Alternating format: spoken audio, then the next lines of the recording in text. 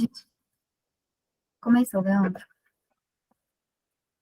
Pessoal, então boa noite, sejam muito bem-vindos à nona edição do Grupo de Estudos da Clínica de Trabalho Escravo e Tráfico de Pessoas da UFMG. Nessa edição, nós vamos falar sobre um novo olhar sobre as condições degradantes de trabalho.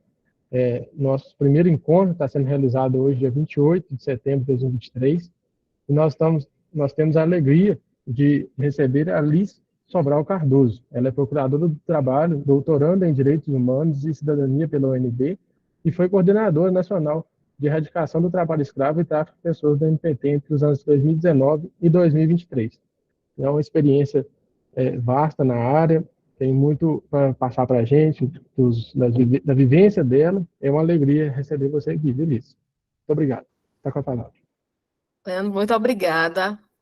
A felicidade é minha, ainda mais de participar. Acabei de saber aqui que é o primeiro encontro, então a felicidade é assim maior. Que bom, fico muito feliz de compartilhar aqui as experiências e as perspectivas do Ministério Público do Trabalho, da pesquisa também, sobre esse tema, né? Inclusive, registrando que achei muito interessante o título do grupo sobre novas perspectivas, né? Novas possibilidades de conceituação das condições degradantes, que é exatamente o que o sistema de justiça e de fiscalização tem enfrentado. O que é necessário, né? Reciclar, modificar, repensar, refletir é necessário sempre, mas no momento a gente tem enfrentado de uma forma mais profunda desafiados e desafiadas por novas perspectivas de trabalho e a necessidade de reconhecer ou não se a situação se trata de trabalho análogo ao escravo. Eu já fui apresentada, né, mas só para passar um pouquinho do contexto, assim, com a história do trabalho escravo, do tráfico de pessoas também, que eu acho que é importante contextualizar, né, deixa eu ver, eu tenho 9 anos de MPT, e eu trabalhei 2 anos e meio na Procuradoria do Trabalho de Marabá, que ainda hoje é a Procuradoria do Trabalho com o maior número de NFs, né, de denúncias, de inquéritos civis ativos, com o tema de trabalho escravo. Depois disso, eu passei 2 anos no Mato Grosso, lá eu fui representante da CONAET no Mato Grosso, porque o Ministério Público do Trabalho, não sei se todo mundo tem uma intimidade com a estrutura, mas nós temos a coordenação nacional, é um ponto focal, né? Uma coordenação com esse tema específico, trata só disso, e tem o objetivo de estruturar o trabalho do MPT internamente, mas também de se tornar um ponto focal para as outras instituições, né? E cada estado, cada procuradoria regional tem também representação da CONAET. Aí eu fiquei lá em Mato Grosso, em 2 anos, representando a CONAET lá. Aí depois disso fui removida para o extremo sul da Bahia, e lá também tem vários casos, no cultivo do café, inclusive, que eu sei que é uma realidade que também é comum a Minas Gerais e a outros estados, inclusive algumas situações que nós flagramos lá foram exatamente de fluxo, pessoas que estavam na Bahia, mas a caminho de outros estados do Espírito Santo e de Minas Gerais, para trabalhar na colheita do café. E aí depois assumi por 4 anos a Coordenação Nacional do Trabalho Escravo, do MPT, e então é partindo dessas experiências que eu quero conversar hoje aqui, né? Aí o tema é tão instigante, acho que todo mundo que pesquisa começa a trabalhar com o tema do trabalho escravo, ou pesquisar, acaba seguindo isso como uma missão de vida, assim, não tem jeito, né? E aí eu acabei pesquisando também no mestrado o tema sobre políticas públicas de atendimento às vítimas de trabalho escravo aqui em Brasília, e agora estou no doutorado aqui em Brasília também, sobre o tema da escravidão contemporânea, e aí agora enfocando na escravização, né, escravização de mulheres, pela via do casamento forçado. Então, estou nessa aí agora, aqui no PPGDH da UNB, que é o Programa de Direitos Humanos e Cidadania, é um programa interdisciplinar, que eu acho maravilhoso, porque traz uma perspectiva de outras áreas, né? E realmente as turmas, o programa tem pessoas de diversas áreas, o que é muito rico, né? Muito enriquecedor. Então, muito legal. Então, são essas experiências que eu quero compartilhar aqui com vocês hoje, nesse nosso encontro. Eu estou contando o tempo aqui, eu vou falar mais ou menos 45, 50 minutos, e depois eu acho que fica também legal se a gente tiver um bom tempo para discutir, conversar, trocar ideias, né? Fica legal desse jeito. Deixa eu olhar os slides. Quem está passando é a Júlia? Não, quem está passando é Leandro, né? É o Leandro, isso. Tá bom, Leandro. Pode passar, por favor.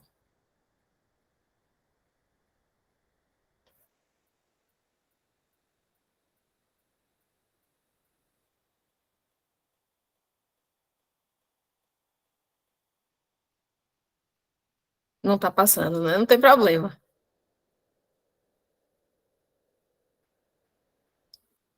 Bom, depois eu vou até disponibilizar, se Leandro puder disponibilizar a apresentação para todo mundo, tá ótimo. Mas é um material, basicamente um roteiro para mim mesma também. Bom, primeiro de tudo, acho que muitos e muitas de vocês já têm com certeza têm um contato e já conhecem mais ou menos como é que funciona a sistemática brasileira, mas eu acho que é importante reforçar isso. O Brasil, ele se tornou uma referência mundial. Na verdade, assim, tudo começou quando o Brasil se tornou uma referência péssima, horrível, muito ruim, com relação a reconhecer, fazer o dever de casa, e reconhecer que a abolição da escravatura formal não simbolizou a abolição de outras formas de escravização de seres humanos, né? Demorou longos anos até que a sociedade civil organizada pressionou o Estado brasileiro e denunciou o Brasil por um caso de trabalho escravo que foi mal atendido pelo Estado, lá nas décadas de 70 e 80, o caso José Pereira, e a partir disso o Brasil teve que tomar providência mesmo, na pressão, mas é assim que as coisas muitas vezes funcionam, e uma das medidas foi exatamente alterar, em 2003, o conceito do artigo 149 do Código Penal, e aí trazendo as 4 modalidades. Antes se falava que era o crime submeter pessoas a trabalho análogo ao escravo, mas sem especificar do que se tratava esse trabalho análogo ao escravo. Então, isso dificultava o enfrentamento, o embate, a fiscalização e o reconhecimento pelo sistema de justiça. Então, o conceito do artigo 149 do Código Penal traz hoje as 4 modalidades, entre elas as condições degradantes de trabalho. E aí o Brasil saiu desse panorama de muito ruim para ótimo, né? Para referência mundial no que se refere ao enfrentamento às formas contemporâneas de escravidão ou de escravização. Fruto de várias medidas que adotou, e uma delas foi exatamente a alteração do conceito. E aí eu acho que é importante frisar, porque não é incomum, inclusive entre órgãos e instituições que combatem o trabalho escravo, fazer alguma confusão, assim, por exemplo, hoje de tarde eu fui pesquisar aqui, relembrar alguns casos e tal, para falar com vocês, e aí vira e mexe tem alguma matéria ou em alguma fala de órgão da fiscalização, do sistema de justiça, falar sobre trabalho escravo e degradante. Ou falar o trabalho degradante como se fosse sinônimo do trabalho análogo ao escravo. E isso não é legal, porque o conceito é técnico. E o trabalho degradante, ou as condições degradantes de trabalho, são uma das 4 modalidades do conceito do artigo 149, né? Então, traz uma confusão trazer o trabalho degradante como um sinônimo do trabalho análogo ao escravo ou do trabalho escravo por conta disso, porque o termo degradante está contemplado lá no artigo 149 do Código Penal como uma das 4 modalidades. Então, é importante deixar técnica a abordagem, sempre que possível, petições, trabalho técnico acadêmico também, mas ficar atenta a isso, né? Até dentro do MPT a gente discute isso, vira e mexe em alguma postagem, alguma coisa, é necessário ficar atenta a isso. para que não seja utilizado esse termo como um dos sinônimos do trabalho escravo. Trabalho degradante ou condições degradantes de trabalho é uma das modalidades que podem ser reconhecidas todas elas ao mesmo tempo, ou mais de uma ao mesmo tempo, e é o que geralmente acontece, mas não necessariamente acontece. É possível que uma das 4 modalidades só seja suficiente para que o trabalho análogo ao escravo seja reconhecido. Essa discussão ela é muito forte no que se refere ao reconhecimento da jornada exaustiva, como uma das 4 modalidades isoladamente considerada, né? Mas é raro, são raros os casos em que mais de uma modalidade não está presente. E até porque, assim, as 4 modalidades, elas têm uma interseção muito grande também. Então, por exemplo, quando a gente está falando de condições degradantes de trabalho, e aí a pessoa se sujeita àquelas condições de trabalho. É comum também acabar entrando de forma atécnica na discussão sobre o consentimento, válido ou não válido, porque a pessoa poderia sair daquele local, a pessoa poderia abandonar o trabalho. Não, ela não poderia.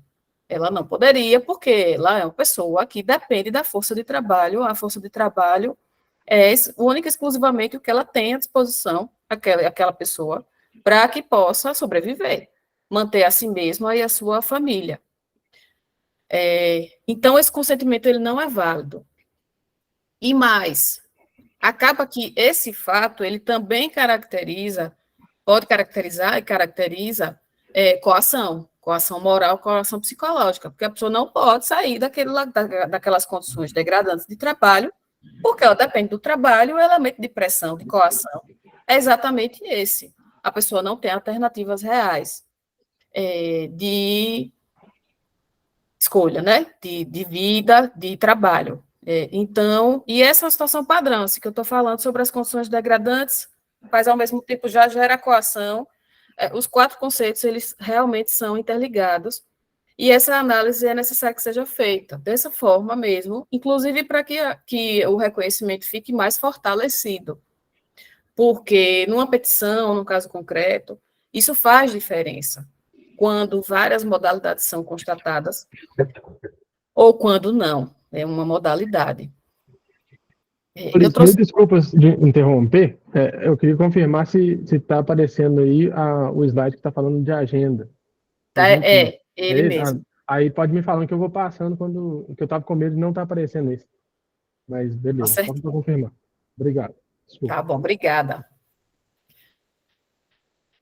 E aí o Brasil, por ser membro das Nações Unidas, tem um prazo curto para erradicar qualquer forma de escravidão em seu território, mas dificilmente vai cumprir essa meta. Dificilmente, né?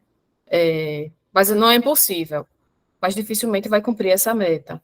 Enquanto isso, e depois disso, possivelmente o compromisso vai ser renovado, vai ser estendido o prazo, para que a gente possa finalmente falar em erradicação de formas contemporâneas de escravidão no nosso território. Pode passar, Leandro.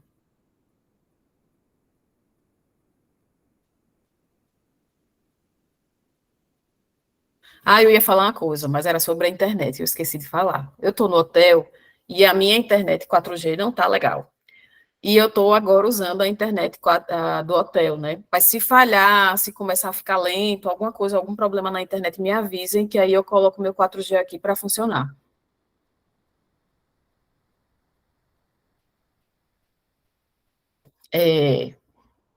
Bom, e aí só para dar um panorama de como é que funciona, vocês possivelmente já sabem disso, como é que funciona a política pública brasileira de reconhecimento das condições degradantes e do trabalho análogo ao escravo e do tráfico de pessoas como um todo, né, ou seja, de todo o pacote de escravidão contemporânea. Temos órgãos federais que têm a atribuição legal de reconhecer o trabalho análogo ao escravo. O Poder Executivo tem planos nacionais publicados falando sobre as medidas várias que são necessárias para que se possa falar em erradicação do trabalho escravo. Voltando para os órgãos. Os órgãos que podem e devem reconhecer as situações de trabalho análogo ao escravo, entre eles as condições degradantes, são a Auditoria Fiscal do Trabalho, o Ministério Público do Trabalho, o Ministério Público Federal, a Polícia Federal, e o Poder Judiciário Trabalhista e o Judiciário Federal. E aí eu queria mencionar sobre o padrão do reconhecimento do trabalho análogo ao escravo e das condições degradantes, inclusive, é que quem pode e deve reconhecer e o que essas instituições precisam fazer, né? Fruto de uma longa discussão, foi publicado em 2021 o Fluxo Nacional de Atendimento às Vítimas de Trabalho Escravo,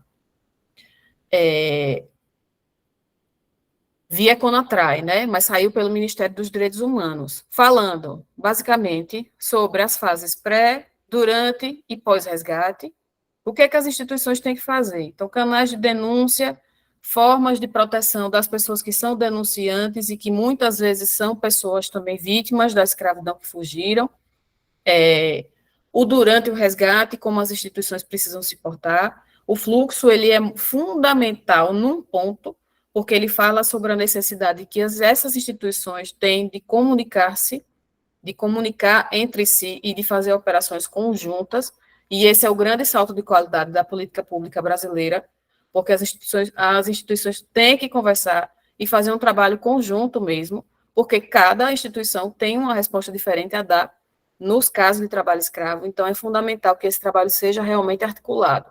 Fundamental. Pode passar, Leandro. Eu coloquei o número da portaria lá. Tá, e aí o que a fiscalização tem visto e o sistema de justiça, né? A fiscalização, então, quem vai a campo, a Auditoria Fiscal do Trabalho, o MPT, a Defensoria, o DPO também vai, e a Polícia Federal, o MPF, enfim. Quem vai a campo, o que tem visto, né? O que tem sido reconhecido como condições degradantes de trabalho. Itens vários. E esse é um dos pontos de muita discussão na política pública, inclusive na política legislativa, né? Temos alguns projetos de lei tramitando no Congresso Nacional, inclusive, para mexer no conceito brasileiro, lá no artigo 149 do Código Penal. Então, essa discussão não tem fim. Mas, em 2021, havia outras portarias da CIT, do Ministério do Trabalho, mas em 2021, o Ministério do Trabalho publicou uma consolidação de portarias e instruções normativas e de atos normativos do próprio Ministério. Eu não sei se vocês conhecem, é a Instrução Normativa número 2 de 2020, de 8 de novembro de 2021. E essa instrução normativa, ela fala sobre parâmetros exemplificativos. Isso é importantíssimo frisar. É um rol exemplificativo, mas traz parâmetros para os auditores e auditoras fiscais de trabalho quando em campo. A instrução normativa é do Ministério do Trabalho, é voltada para a fiscalização do Ministério do Trabalho, mas não só, né? Acaba que funciona como baliza também para toda a fiscalização e até para o sistema de justiça quando vai reconhecer ao final nas ações.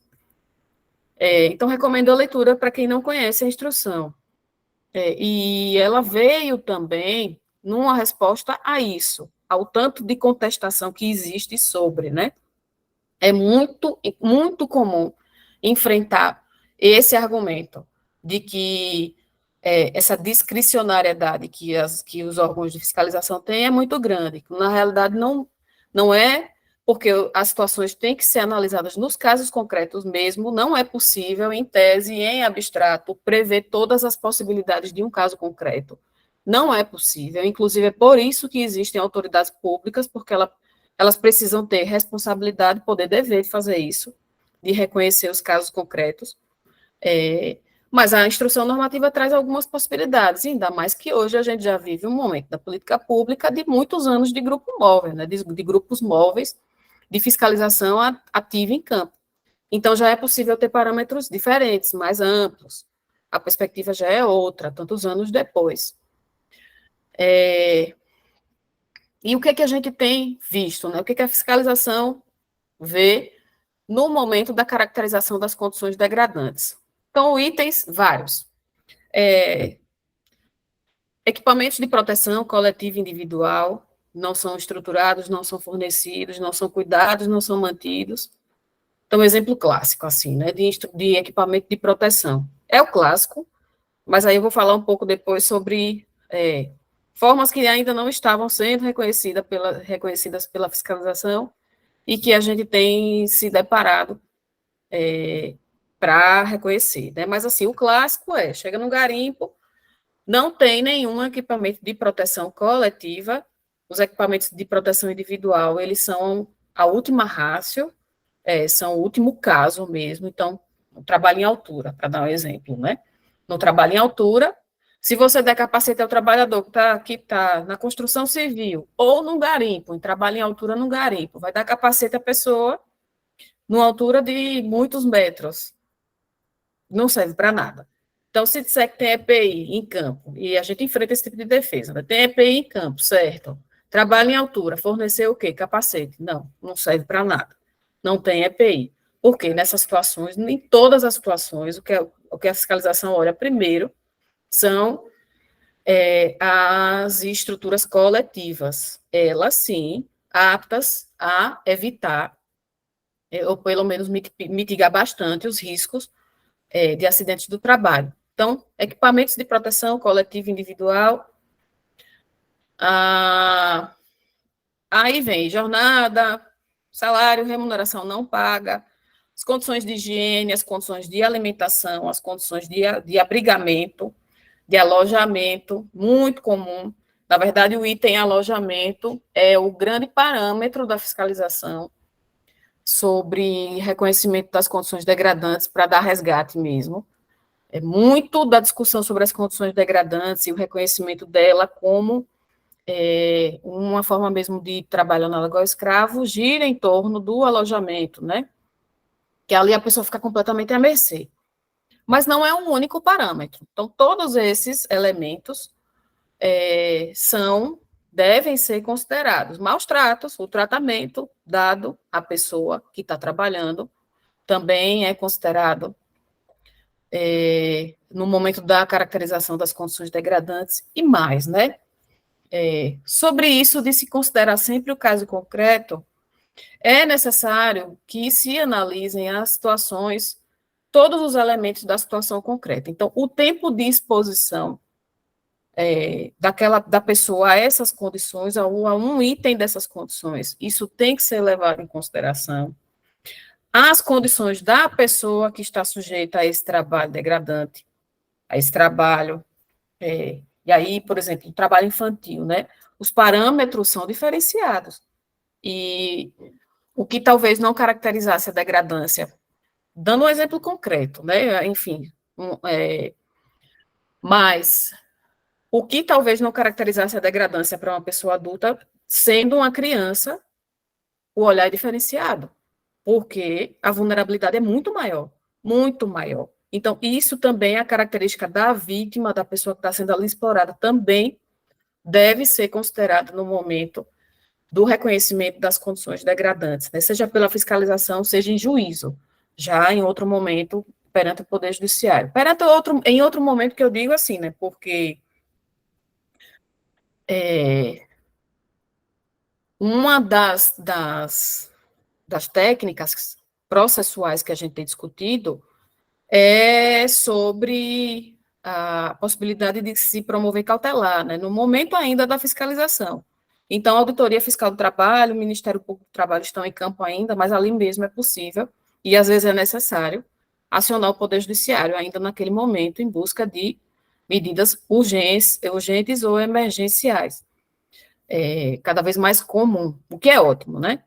Inclusive para que as coisas não se percam, a prova não se perca, a urgência do ato não se perca, as vítimas não se percam. Então, a resposta rápida, ela também é uma demanda importante. Pode passar, Leandro.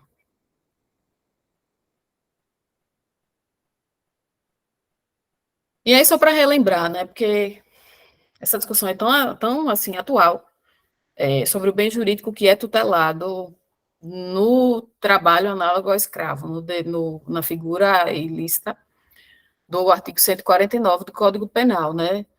Porque ainda é muito comum enfrentar esse argumento. Inclusive, está pautado nas instâncias superiores, do sistema de justiça, mas ainda é muito comum, o Supremo já se pronunciou algumas vezes sobre qual é o bem jurídico tutelado no artigo 149 do Código Penal. Não é a liberdade ambulatorial só, é possível que ela esteja restrita naquela situação concreta, mas não só, e aí mais, né? O que é que aprisiona uma pessoa? É o que eu estava comentando mais cedo um pouco. O que leva a pessoa a se sujeitar àquelas condições? Necessidade. No próximo slide até vai ter menção ao documentário Precisão. É muito comum ouvir isso em campo, assim, não sei se vocês já escutaram as pessoas falando, né? Por que que você estava naquela situação? Estava lá bebendo água não potável, dormindo lá com as cobras, com a onça, formiga, rato, de tudo isso a gente já viu. Exposto a tudo que é tipo de possível ataque, cobra, enfim. Por que precisa? Porque a pessoa precisa, porque ela realmente não tem outra alternativa, outro caminho de vida, né, de trabalho e vida para seguir, e ela precisa do trabalho, precisa daquilo. Inclusive, é uma coisa que se discute muito também sobre as ações de conscientização, de levar conhecimento para a classe trabalhadora, né?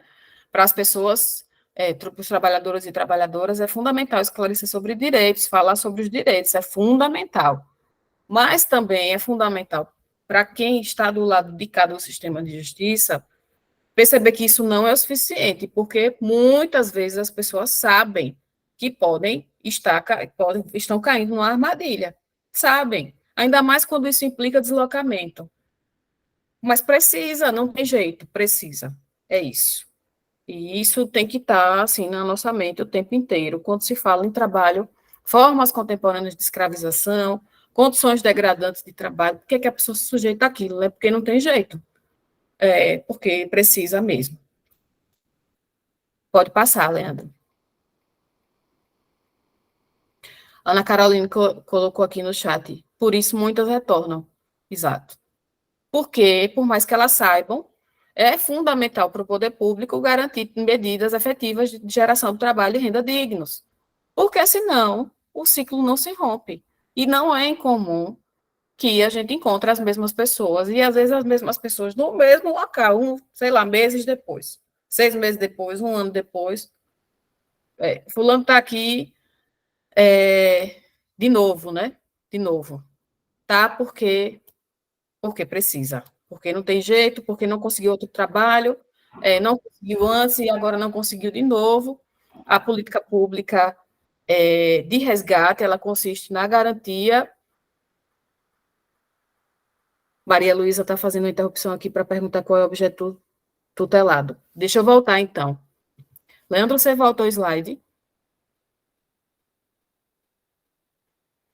O bem jurídico tutelado é o trabalho digno. É o trabalho digno.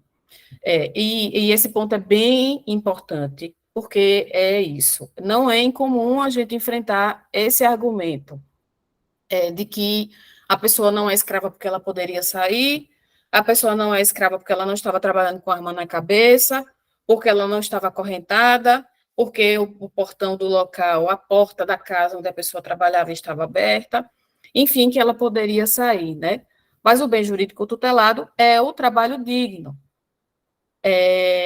E aí, essa questão do consentimento, ou da irrelevância do consentimento, é muito importante, porque o consentimento não é válido na caracterização dessa situação, né? Então, uma vez que se perceba que aquelas condições de trabalho não são dignas, então, assim, não tinha salário, não tinha registro de vínculo de emprego, a pessoa não tinha garantia nenhuma, ou morava no local e não tinha condições legais, dignas de moradia, de alojamento, de alimentação, de água, de proteção para o trabalho, para não cair, para não morrer, não se machucar, uma vez que o trabalho esteja sendo desempenhado, executado desse jeito, nessas condições, consentimento é irrelevante, porque o trabalho não estava sendo digno, né? E esse é o bem jurídico tutelado pelo artigo 149 do Código Penal. O Supremo já se pronunciou sobre isso algumas vezes, e ainda assim a gente enfrenta isso várias vezes ainda, diversas vezes mesmo, entre várias instituições, seja na advocacia, a gente, como MPT, né, já ouviu isso vindo da advocacia, enfim, da polícia, do judiciário, vira e mexe, essa discussão volta à tona, de nada. Qualquer coisa pode escrever que está aparecendo para mim aqui, é bom que eu já vou complementando. Bom, aí aqui, para não esquecer de falar, eu não sei se vocês conhecem, mas se não conhecem, é importante conhecer as duas ferramentas, os dois sites, né, as duas ferramentas digitais, que contêm a boa parte das informações da política pública brasileira de combate ao trabalho escravo. É o Radar da Secretaria de Inspeção do Trabalho e o Observatório Digital do Trabalho Escravo, que é esse primeiro que Leandro destacou aqui, que é o Smart Lab, ou o Observatório Digital do Trabalho Escravo e Tráfico de Pessoas, uma ferramenta desenvolvida lá em 2017 em parceria, fruto de uma parceria do MPT com a OIT, e depois outros parceiros vieram, tanto que lá já tem bem mais dados do que só os dados dos resgates, né? Tem mapa de calor, dá para ver lá de onde mais sai gente que acaba sendo explorada e para onde essas pessoas vão. Então, assim, ofertas de pessoas que estão em situação de extrema vulnerabilidade socioeconômica e que acabam sendo exploradas, mostra lá quais são os estados, né, que estão na pior situação sobre isso. Maranhão, Piauí, a Bahia, Ceará também, o Pará, entre outros estados, e aí acabam saindo para os estados do Sul e Sudeste. Muito. Centro-Oeste também, mas principalmente para o Sudeste e para o Sul.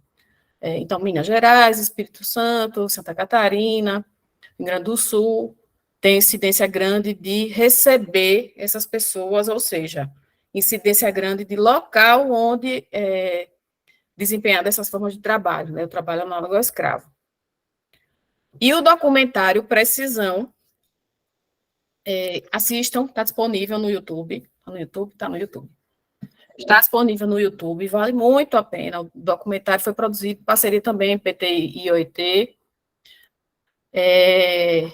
E aí fica muito, ele deixa muito evidenciado essa coisa da necessidade, né? O que aprisiona as pessoas, por que as pessoas acabam se sujeitando a essas formas de exploração, né? Ninguém apanha, ninguém é maltratado porque quer. Tem outras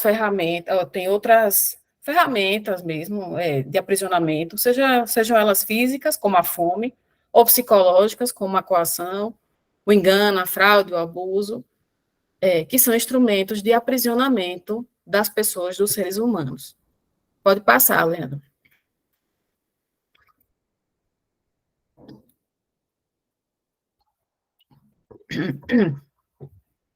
Eu trouxe algumas fotos para mostrar o que é que a gente tem visto. Pode passar, Leandro. Aqui é água armazenada para consumo, alojamento de trabalhadores. Essa situação foi num garimpo, mas é muito comum em várias situações do meio rural. Essa de baixo foi até eu que participei dessa operação. Numa pedreira, tinha trabalho infantil também. Isso é muito comum, muito comum.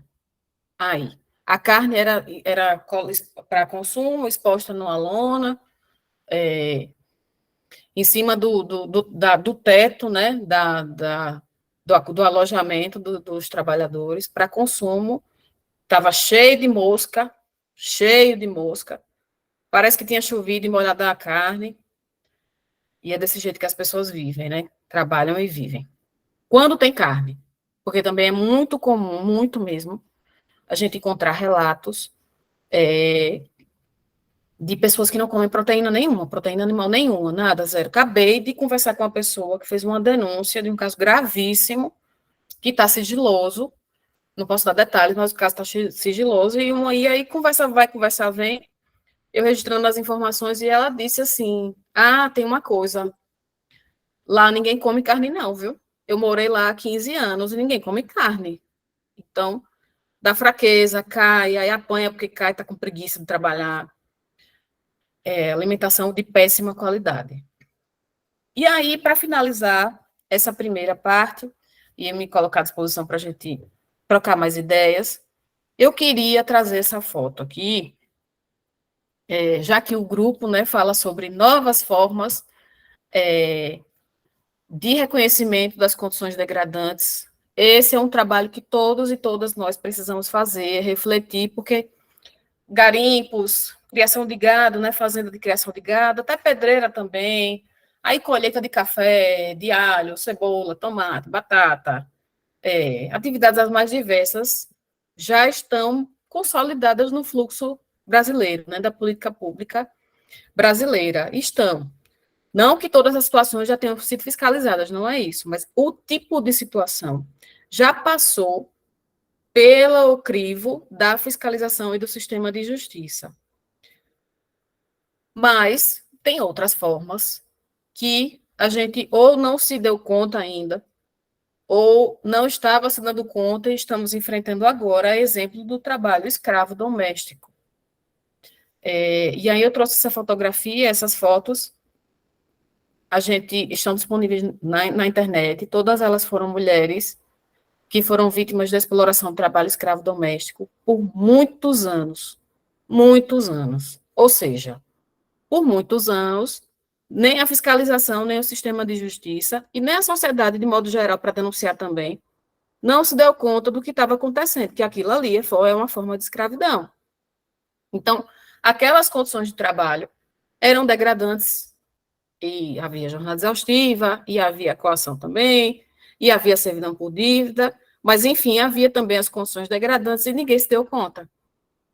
Ou seja, esse debate aqui que a gente está tendo sobre novas formas de caracterização das condições degradantes é maravilhoso, é fundamental, porque esse trabalho tem que ser feito todos os dias, o tempo inteiro, para que não aconteça mais esse tipo de situação, né? E a gente hoje, enquanto Estado, está enfrentando uma situação de longos anos de exploração de pessoas.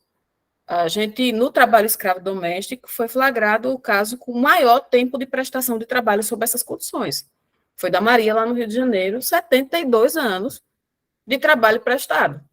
A mulher com 84 anos de idade, 72 anos de trabalho prestado. As verbas decisórias foram altíssimas, mas insuficientes para o que foi a vida da pessoa, né? E aí, assim, a gente tem, no MPT, nós temos um grupo de trabalho, a Auditoria Fiscal do Trabalho também tem, mas no MPT a gente tem um grupo de trabalho que é o GT Trabalho Doméstico. E lá a gente discute muito isso. O que é que considera condições degradantes?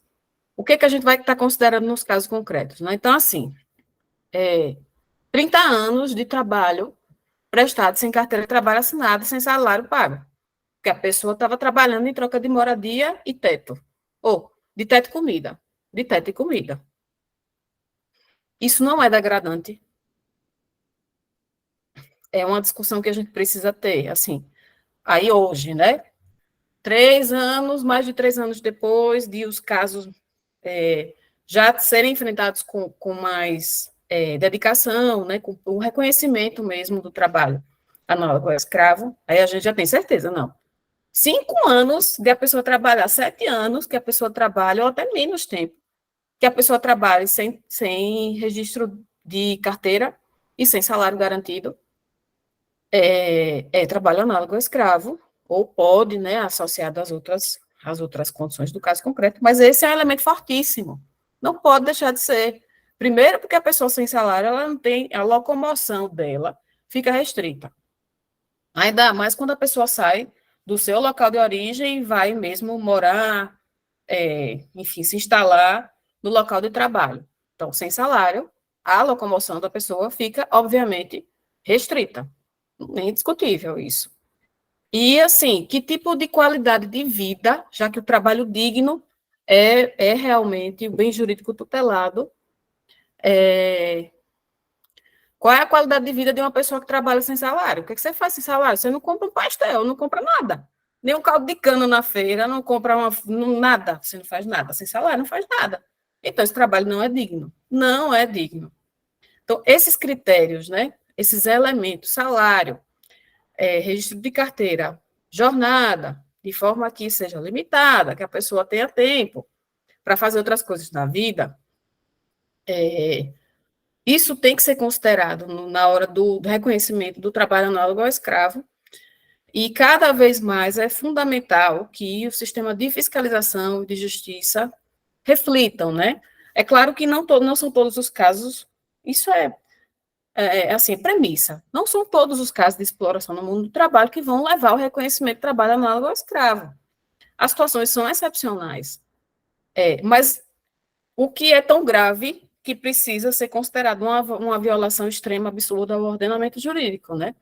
E é isso que a gente precisa refletir e debater aqui, se 30 anos que a pessoa trabalhe sem salário não são condições degradantes de trabalho, e que isso não tenha limitação de liberdade ambulatorial, né, de ir e vir, e até servidão por dívidas também, enfim. Pode passar, Leandro, por favor. Só para... Ah, não, é isso. É isso. E aí, assim, a fiscalização, eu acho que esse já é um debate geral, né, sobre outras formas. O trabalho escravo doméstico é uma forma de trabalho análogo ao escravo, são formas de condições degradantes que já estão, assim, na pauta, né, do Estado brasileiro, mas tem outras formas que virão, eu tenho certeza disso. Então, a escravidão sexual é uma delas, vai ser necessário enfrentar isso, já é necessário enfrentar isso hoje, mas, assim, sei que isso vai vir à tona cada vez mais, sobre quais critérios, né, e o tipo do trabalho, se ele em si já é degradante, se ele não é degradante em si, e se ele não é degradante em si, em que condições ele pode ser exercido, o que é que se pode exigir desse trabalho, como um contrato formal, qual tipo de controle é possível ter sobre o objeto do contrato de trabalho, e sobre as condições mesmo, né, o que é degradante e o que não é degradante. Trabalho nos aplicativos, da mesma forma, esse debate está posto já, sobre, assim, os limites, né, da exploração dessa forma de trabalho, para fins de tudo, inclusive da caracterização do trabalho análogo ao escravo ou não. Mas aí eu deixo para a gente debater, isso está posto, mas não está firmado, são os desafios, assim, eu aponto aqui como, finalizando a minha fala, como desafios para que nós, sociedade, Estado, instituições públicas, privadas, reflitam e para que se possa dar uma resposta cada vez melhor, né? E o Brasil saia dessa desigualdade tão horrorosa, relações tão desequilibradas, tão exploratórias. Fecho aqui com os meus contatos, fico à disposição para a gente debater. Obrigada. Pessoal, puxar até a palminha, assim, ó, tem uma palminha embaixo. Né? Olha, muito obrigada. Vamos começar. Eu vou agradecer, né, o seu empenho. A gente vê que a senhora se desdobrou para poder estar com a gente, trocar essa experiência, estar no hotel aí. Então, assim, a gente valoriza muito isso, que é um compromisso, né, que tem com o conhecimento, com o ensino, que é uma das formas, né, da gente combater, né, também o trabalho escravo, levar o conhecimento e formar pessoas, né, Liz? Muito obrigado. Eu vou encerrar a gravação por aqui. O pessoal que nos acompanha no YouTube, a gente agradece também por estar assistindo e contamos com vocês no próximo.